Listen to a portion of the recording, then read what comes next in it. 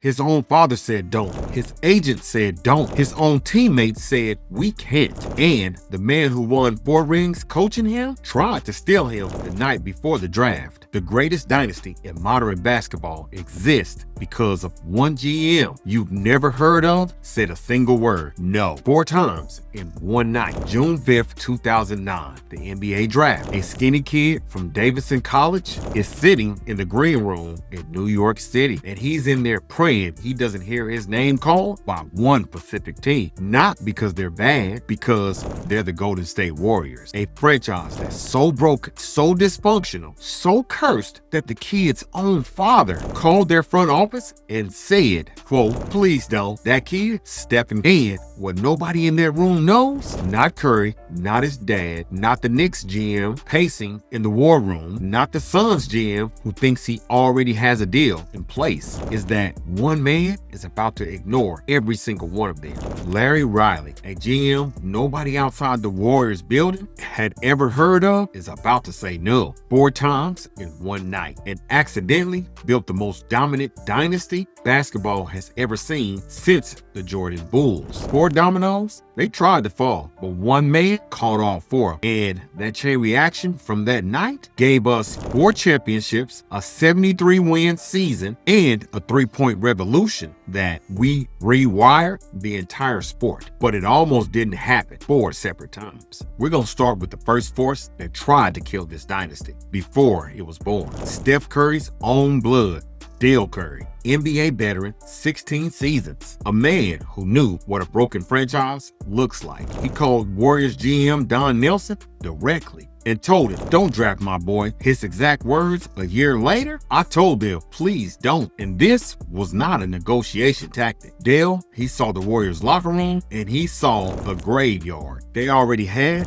Monta Ellis, a small ball scoring guard, same as Steph. Dell's logic, it was simple. We just thought his game fits with a better team, a better scenario, and a better locker room. Steph agent Jeff Austin, he made the exact same call. The family, they wanted New York. Steph, he liked and wanted Mike D'Antoni's system. In his own words, before the draft, this is the system to be in. Feel that domino leaning there? The greatest shooter in basketball history, and he didn't want to be a Warrior, and his family did everything in their power to make sure that it didn't happen. But Larry Riley had Steph Curry ranked number 2 on his entire draft board behind Blake Griffin. He heard Dell and he heard the agent, and he said no. Domino number 2, the New York Knicks. They had pick number 8, 1 spot behind the Golden State Warriors at 7. The Knicks president, Donnie Walsh, he wanted Curry so badly, he later admitted it publicly. I really wanted Stephen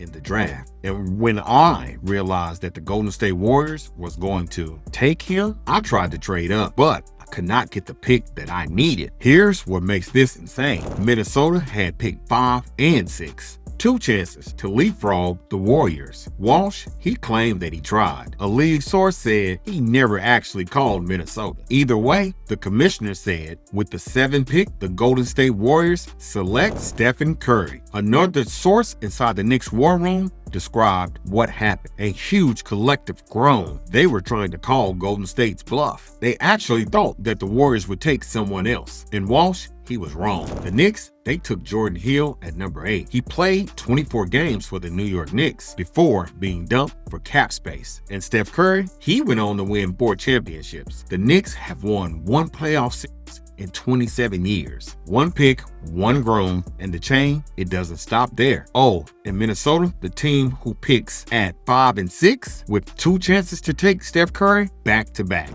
They draft Jonny, Flynn, and Ricky Rubio, 2 point guards in a row. Neither one named Curry. Flynn, he was out of the league in 3 years. And Rubio, he stayed in Spain for 2 more. And the Wolves, they didn't even sniff the playoffs for 14 straight seasons. After that night, the greatest shooter all time walked past Minnesota's draft table twice. And they ordered something else off the menu. Both times, Now watch this domino fall. But the closest call, the one that should terrify every Warriors fan alive, it didn't come from the family or the New York Knicks. It came from a phone call the night before the draft from a man who 5 years later would be standing on the Warriors sideline, holding a championship trophy. Now hold that. June 24th, the night before the draft, Steve Kerr is the general manager of the Phoenix Suns. He has the 14th pick, and he's been watching film study of Steph Curry for months. Kerr's own words, "We were looking at Steph and we were seeing Steve Nash, the next version." All of the concerns that most people had, size,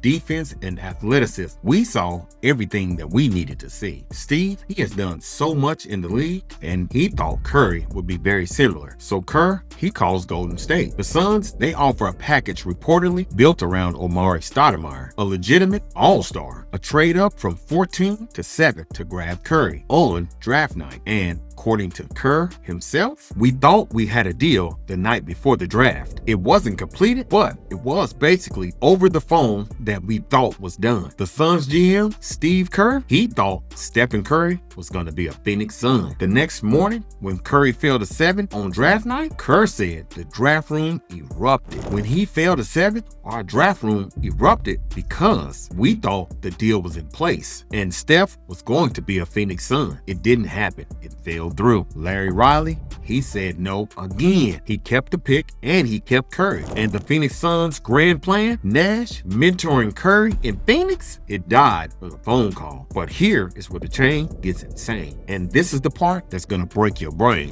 5 years later, 2014, the Golden State Warriors fire Mark Jackson and hire a new head coach. And the man who walks through that door, Steve Kerr. The exact same Steve Kerr who tried to steal Curry from the Warriors in 2009. The man who really thought that deal was done. The man whose draft room erupted when it fell through. Kerr took the Warriors coaching job and listened to his own explanation why. That was part of the appeal when I was offered the job to come to the Warriors. Like, yeah, I think I want to coach that guy. The man who tried to take Curry away from Golden State became the coach and won 4 championships with Curry. And if his own trade had worked in 2009, Kerr never takes the job in 2014. The dynasty, it never forms. The 73 wins never happens. The three-point revolution never rewrites the sport. One phone call failing is the reason everything else succeeded. And there's one more domino, but it came from inside the building. September 28, 2009. Curry hasn't played a single game in the NBA yet, and his own teammate, Monta Ellis, the Warriors' best player and fan favorite, goes to reporters and says this: Us together? No, can't. We just can't. I just want to win. And we're not going to win that way. Ellis, he demanded a trade away from the Warriors. It was either him or Curry. For 2.5 years, the franchise tried to make it work. It didn't. And in March of 2012, the Warriors traded Monta Ellis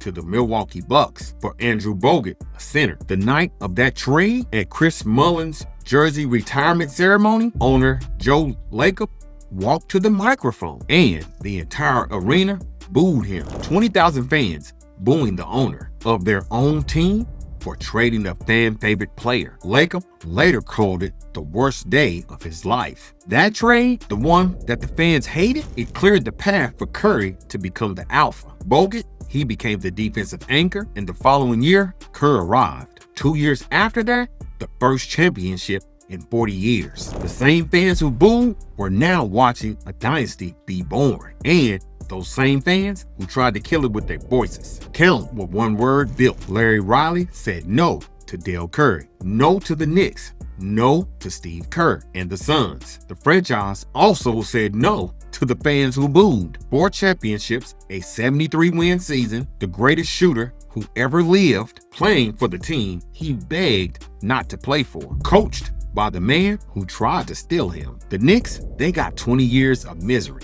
Minnesota, they got 14 years without a playoff. The Suns, they got Steve Kerr leaving to coach the team that he could not beat. And Monta Ellis, he never made another All-Star game. Every single person who tried to stop this dynasty lost. And the one man who remembers, Larry Riley, built it all by saying one word 4 times in one night. So here is where I leave you. I want the comment section absolutely detonated. If Larry Riley listens to Dell Curry that night? If he says yes instead of no, where does Steph Curry end up? Does he save the Knicks or does he become Nash 2.0 in Phoenix under Steve Kerr? Does Curry win more rings or fewer? And the wildest question, does the three-point revolution even happen without Curry in Golden State's system? Tip your domino over below and defend it. Press the like button if this change rewired your brain. Subscribe for the stories that the league prays stay buried. And watch this video next, because the Warriors dynasty almost died again 6 years later in a way nobody saw coming. See you on the next one. Holla at your boy. Peace. I'm out.